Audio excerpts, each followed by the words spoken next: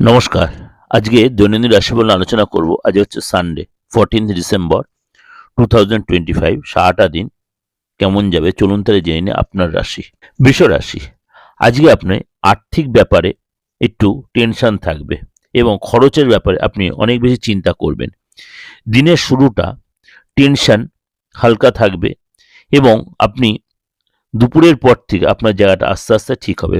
দিনের শুরুটা তো নানান কারণ টেনশন থাকবে, দুপুরের পর থেকে মনটা ফ্রেশ হয়ে যাবে, আস্তে আস্তে ঠিক হয়ে যাবে।